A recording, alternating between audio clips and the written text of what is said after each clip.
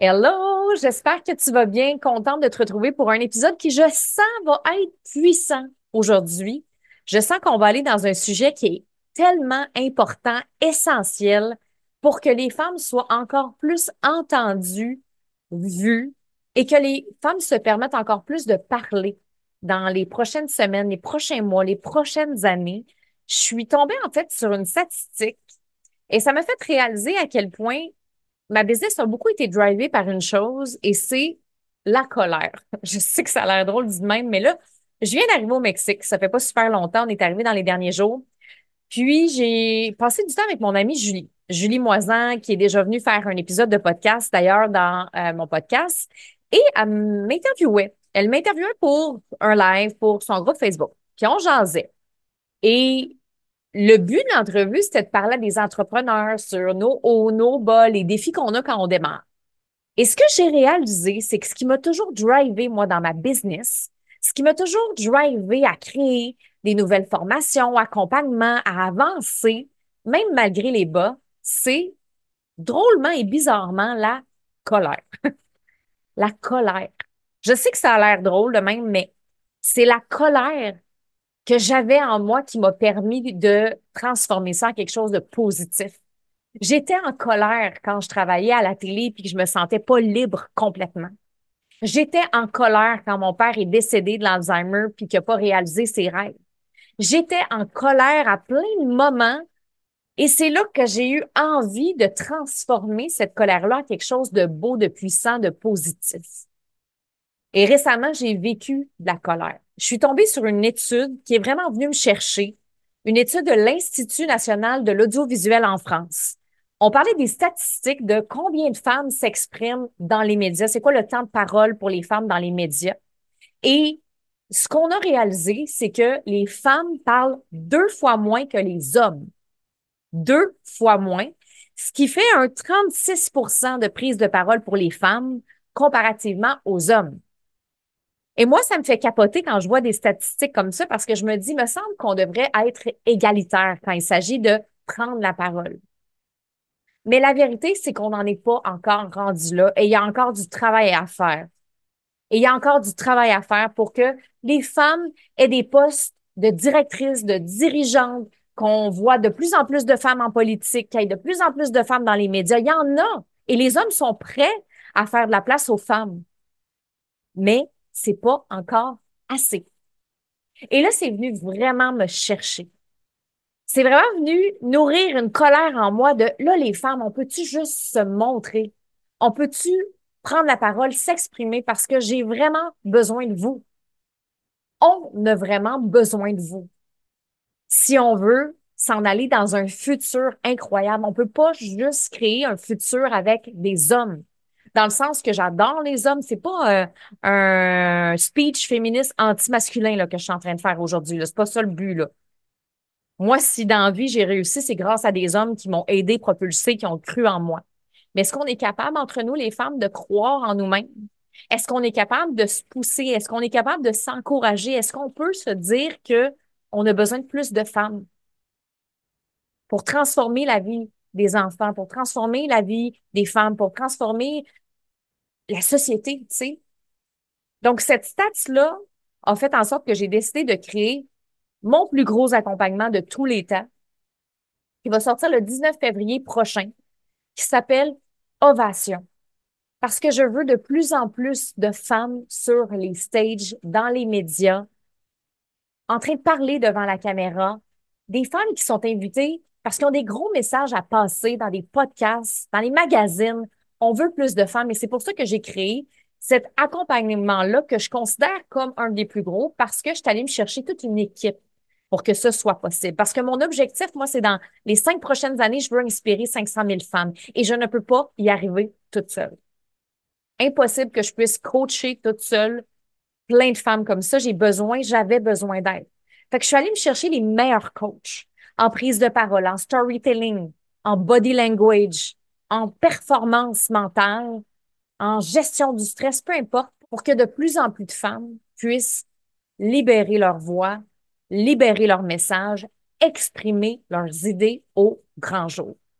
Donc aujourd'hui, on va être beaucoup autour de ce sujet-là parce que c'est vraiment le corps de tout ce qui m'anime en ce moment et c'est pour ça que j'ai créé cet accompagnement-là qui va être vraiment du one-on-one, très intensif sur 3 mois pour les femmes qui veulent créer leur présentation, une présentation que moi j'appelle une présentation frisson, qui va leur servir dans les prochaines années, qui va avoir un impact sur leur notoriété, sur leurs opportunités. Donc, ce qu'on va créer, c'est une pièce de contenu majeur qui va avoir un impact pour les femmes qui veulent faire des conférences du stage, qui veulent être invitées dans les médias, dans des gros événements. Ça va être vraiment quelque chose de très, très puissant et aussi de challengeant. Parce que ça fait longtemps que c'est pas facile pour les femmes de s'exprimer. Et j'ai le goût de commencer par ça. La première chose que je veux te parler, c'est les 3 raisons pourquoi elles ne le font pas suffisamment, même encore aujourd'hui. Pourquoi est-ce que les femmes prennent pas autant de place? Même si on a l'impression qu'il y a du progrès, pourquoi on a encore des statistiques comme ça? La raison numéro 1, c'est pour des raisons sociales et historiques.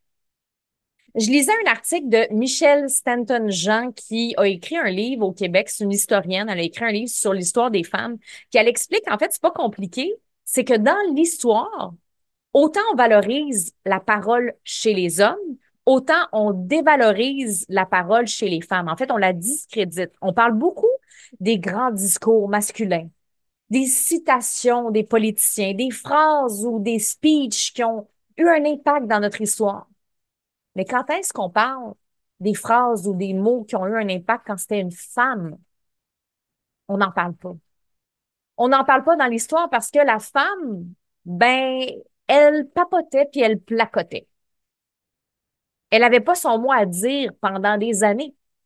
Les hommes s'expriment, font des discours depuis des milliers d'années. Ça fait des milliers d'années qu'ils apprennent les techniques oratoires, alors que les femmes, on a pu commencer à s'exprimer dans les années 1900. On pouvait pas partager nos idées. On pouvait même pas parler d'argent, gérer l'argent. On pouvait pas s'exprimer sur des grandes décisions. Les femmes étaient sous la tutelle de leur mari, de leurs frères, des hommes dans leur famille. Donc, c'est comme si dans l'histoire, en plus de déjà discréditer la femme, on discrédite sa parole. Comme si les femmes, tout ce qu'elles faisaient, c'est placoter. Puis à quelque part, c'était un peu ce qui arrivait. Parce que la femme n'avait pas vraiment le droit de s'exprimer pendant des années. Il fallait pas trop qu'elle prenne de place. Il fallait pas trop qu'elle s'exprime. Il fallait pas trop qu'elle partage ses idées. Donc, on parlait de quoi? Ah, ben, on va parler de comment élever les enfants. On va parler de qu'est-ce qu'on fait pour souper cette semaine? Ou on va encore papoter, critiquer. Qu'est-ce qui se passe chez Monique, la voisine? Ah ben, Monique, là, je l'ai vue sortir avec Jean cette semaine. T'as-tu vu, toi, Monique, est sortie avec Jean? Mais les femmes valent tellement plus que ça. Il y a des femmes qui ont eu de l'impact dans notre histoire qu'on n'a jamais entendu parler. Parce que la parole chez les femmes a été réduite au placotage. Et aussitôt qu'une femme se levait debout, parce qu'il y en a eu des femmes qui se sont levées debout pour dire ça n'a pas de bon sens. Ça n'a pas de sens, cette violence-là. Ça n'a pas de sens qu'on puisse pas prendre notre place. Des filles qui ont été fortes, courageuses. Qu'est-ce qui est arrivé? Elles se sont faites traiter de folles. Elles se sont faites traiter d'hystériques. Elles se sont faites dire, chut, arrête, calme-toi. Donc, à chaque fois qu'une femme s'est levée dans l'histoire, on lui a dit de se la fermer. Ou on lui a dit, arrête de séduire. Parce que aussi, des fois, la prise de parole chez la femme, c'était vu comme elle essaie de manipuler l'homme, elle essaie de manipuler les autres. Et ça reste encore dans notre société. Une femme qui parle trop fort, une femme qui prend trop de place, des fois va être mal perçue. Pourtant, c'est une femme qui veut changer les choses. Donc, pour des raisons sociales et historiques, il y a encore un problème quand les femmes s'expriment. Puis même si on regarde chez nos enfants, tu as sûrement déjà entendu ce genre de phrase-là. Ah, t'as un petit gars, il va être tannant. Ah, t'es chanceuse, t'as une fille. Parce que l'homme, lui, le petit garçon, il a le droit de crier, il a le droit d'être turbulent. Mais pas la petite fille. La petite fille, elle est supposée, elle, être douce, être sage, pas parler trop fort. Ça, ça a encore un impact sur la manière qu'on s'exprime parce que on pense encore qu'il faut qu'on soit gentil, les filles. Douce, gentille, sage, pas trop prendre de place. Raison numéro 2, pour des raisons émotionnelles.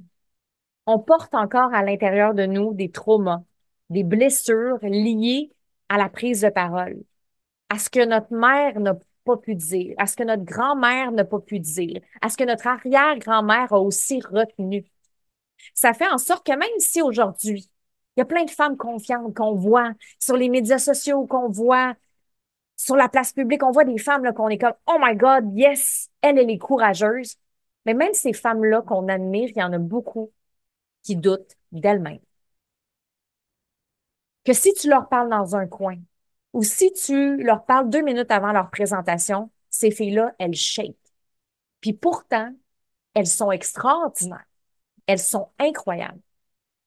Et je te dis ça avec mon expérience parce que quand j'ai interviewé plein d'artistes, quand j'étais animatrice radio, des artistes que moi j'admirais, là, j'étais comme, oh my God, je peux pas croire que je parle avec cette femme-là, que ça fait longtemps qu'elle fait ce qu'elle fait, ou encore que je parle avec cette athlète-là, cette politicienne-là. J'ai rencontré plein de monde dans ma carrière. Puis je remarquais qu'il y avait beaucoup de femmes qui doutaient d'elles-mêmes, qui avaient le syndrome de l'imposteur, cette espèce de sentiment-là de pas être légitime, cette peur-là de pas être à la hauteur ou que cette fois-ci, leur album ou leur livre soit pas autant à la hauteur que le dernier. Souvent, c'est ce genre de phrase que j'entendais chez les femmes, moins chez les hommes. Je dis pas que il y a pas de doute chez les hommes, mais j'entendais beaucoup ce genre de phrases-là chez les femmes. Et récemment, dans les communicatrices flyées, on créait, dans ma formation, le pitch de cœur de mes clientes pour qu'elles puissent se présenter avec cœur, mais en partageant une partie de leur histoire. Puis ça, c'est un moment qui est très challengeant, raconter son histoire pour une femme parce que il y a quelque chose de très personnel, de très vulnérable. Et il y a beaucoup de femmes qui ont peur de perdre la face. Et là, il y a plein de pensées qui se mettent à arriver quand les filles racontent leur histoire. C'est, est-ce que je vais me faire rejeter? Est-ce que je vais me faire juger? Est-ce que mon histoire va être bien perçue? Est-ce que je vais être capable de bien la raconter? Est-ce que mes idées vont passer? Tout d'un coup, que je perds ma crédibilité quand je vais parler de ça, que je perds ma notoriété, que je perds tout ce que j'ai mis en place. Et là, il y a plein, plein, plein de pensées comme ça, poison, qui arrivent dans la tête des femmes. Et ces pensées-là sont accompagnées de peur. Et quand tu t'exprimes avec la peur, tu t'exprimes pas de la même manière que quand tu t'exprimes avec amour. Quand tu t'exprimes avec la peur, ça se ressent dans ton non-verbal, dans ton corps, dans tes gestes, dans tes yeux, même dans la façon de communiquer tes idées. C'est comme si ta communication n'était pas assez efficace. Alors que quand tu t'exprimes avec amour, confiance, ça change tout. Mais souvent, inconsciemment, causé par nos blessures, causé par nos traumas, causé par l'histoire, on s'exprime et il y a la peur qui est transmise à travers nos communications et c'est ce qui fait que des fois, on va manquer de clarté. C'est ce qui fait que des fois, on va manquer d'impact. C'est ce qui fait que des fois, on a l'impression de parler dans le vide, mais de pas rien obtenir en retour. Donc ça, c'est la deuxième raison. Raison numéro 3, pour des raisons techniques. On entend moins les femmes parce que les femmes ont moins de compétences techniques quand il s'agit de prendre la parole. Il y a beaucoup d'hommes qui vont se prendre des formations, des cours en communication, en vente, en persuasion, en technique oratoire. Et comme je disais tantôt, ça fait des milliers d'années que les hommes, en fait, apprennent la technique oratoire, alors que les femmes sont un petit peu plus frileuses à prendre ce genre de formation-là. De plus en plus, ça arrive. Parce que moi, justement, j'en fais, j'en anime, puis j'ai des femmes extraordinaires qui les prennent. Mais il y a quand même ce challenge-là à s'exprimer. Récemment, j'avais une de mes clientes exceptionnelles qui arrive pour raconter son histoire. Elle me raconte son histoire, elle est en train de faire son pitch, puis je trouve ça super intéressant, rationnellement parlant, son histoire. Ce qu'elle a vécu, c'est assez exceptionnel. C'est assez original. Donc, rationnellement, je trouve ça intéressant. Mais ça vient pas me chercher. Ça vient pas me chercher avec le cœur. Je ressens rien au niveau émotionnel. Donc, je l'ai fait reprendre son pitch. Cette fois-là, j'ai demandé d'ajouter des pauses. J'ai demandé de me préciser un peu plus son histoire en détail, qu'elle m'exprime ses émotions, une émotion à la fois, J'ai demandé aussi d'être plus précise sur le lieu où elle était pour qu'elle sorte un peu de la généralité puis qu'elle soit plus précise. Puis je l'ai aidée avec des techniques oratoires et elle a refait son pitch. Et quand elle a refait son pitch, j'en avais des frissons. J'avais des frissons qui me traversaient le corps. J'étais comme, oh my God, la force que les femmes ont quand elles communiquent avec leur cœur, c'est 10 fois plus puissant qu'un homme. Pourtant, les femmes ont besoin d'être 10 fois plus préparées qu'un homme pour communiquer parce que on part de plus loin et on a besoin de maîtriser des techniques oratoires que parfois on n'a juste pas. Donc, c'est super important, les techniques, de travailler la voix, de travailler les gestes, de travailler le body language, de travailler le storytelling, lors de la pause, d'aller millimétrer certaines choses qui peuvent faire la différence. Parce que une femme, faut qu'on parle plus fort qu'un homme. Parce que souvent, justement, notre voix est plus faible et ça a un impact pour être entendu. Donc, il faut aller travailler la voix, les mots, l'impact, tout est plus important, tout est plus calculé. Parce que si tu veux être plus écouté qu'un homme, il faut que tu mettes plus d'énergie. C'est plat, mais c'est le cas. Et si moi, je peux aider des femmes à le faire, ben, ça va me faire vraiment plaisir parce que je sens que c'est ça qui va faire une différence. Donc, toi qui écoutes aujourd'hui, peu importe t'es où, je m'adresse à toi personnellement. On a besoin de t'entendre plus. On a besoin de te voir plus. On a besoin d'entendre ton opinion, tes idées, parce que clairement que ça peut avoir un impact dans ta vie, dans la vie de tes enfants, dans la vie des autres. Donc, à partir de maintenant, permets-toi de libérer ta voix, parce que quand tu libères ta voix, tu te permets aussi d'exister comme femme. Tu te permets aussi d'exister comme personne. Tu te permets aussi d'exister dans la société et ça, c'est tellement important.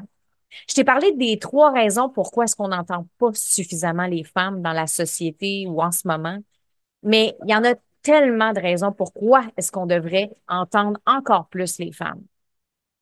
Que ce soit justement pour pouvoir transformer le monde.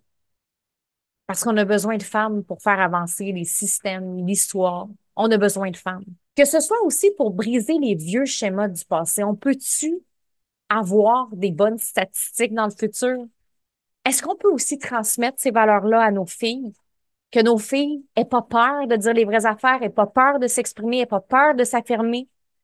Qu'on arrête de se dire que c'est normal de demander à son mari si on peut s'acheter une formation puis d'avoir sa permission. No way. On devrait être autonome, indépendante, s'affirmer parce que c'est comme ça qu'on peut aussi multiplier nos opportunités. La journée que les femmes vont être capables de s'exprimer haut et fort, ben c'est là qu'il va y avoir un réel changement qui va arriver. Donc, c'est beaucoup ça que je voulais te partager aujourd'hui, de commencer à libérer ta voix dès aujourd'hui, à parler un peu plus fort, à dire un peu plus ce que tu veux, à être capable aussi d'avoir un message clair pour que les gens t'entendent, pour que les gens te comprennent et pour que ça puisse te mener là où tu as envie d'aller. Je vais pouvoir te reparler de mon accompagnement qui va sortir bientôt, puis je suis super excitée. Il n'y aura pas nécessairement de lancement. Ça va se passer beaucoup en background, underground, parce que c'est un accompagnement qui va être ouvert à l'année, mais que je lance officiellement le 19 février prochain. Et ça va être vraiment pour les femmes qui ont été touchées par ce message-là aujourd'hui. Donc, souviens-toi que ta voix est importante, et est autant importante que celle des femmes autour de toi, parce que c'est aussi quelque chose de collectif. On doit apprendre aussi à s'écouter, à pas se juger, que quand on voit une femme qui parle plus fort, puis qu'on fait, ouais, c'est quoi son problème? Non, on devrait pas dire ça. On devrait la laisser s'exprimer, parler, l'écouter, nous donner notre avis aussi par rapport à ça, mais jamais se critiquer comme ça, comme on le fait des fois les femmes. On est dur des fois entre nous, entre nous-mêmes. Comme si parce qu'une fille parle fort, ben automatiquement elle a plus d'ego ou elle est plus dans son énergie masculine ou encore c'est une bitch. Non. C'est juste qu'on n'est pas habitué à ce que les femmes prennent cette position-là puis ce rôle-là, puis on a besoin de se laisser de la place dans les prochaines années. Donc, c'est ça que je voulais partager. C'est ça que le Mexique m'amène. Puis on va se retrouver la semaine prochaine pour un autre épisode de podcast. Si c'est venu te toucher, te chercher, s'il y a une chose que tu as aimé dans ce podcast-là, ben viens me voir, viens me jaser sur Instagram. J'aime toujours ça aussi que tu partages une story pour dire que tu écoutes le podcast, qu'est-ce que tu as aimé. Et je t'invite à faire un 5 étoiles aussi sur Apple Podcasts pour pouvoir encore plus faire connaître l'épisode à grande échelle. Parce que mon but, c'est d'inspirer 500 000 femmes d'ici les 5 prochaines années. Puis c'est déjà 200 000 personnes qui ont écouté le podcast. Donc, on s'en vient. On se rapproche de l'objectif. Merci beaucoup, les filles. Merci beaucoup à toi. Puis oublie pas, là, si tu es en train de marcher en forêt avec ton chien aujourd'hui, là, à partir de demain, je veux t'entendre, je veux te voir parce que c'est important. Ciao!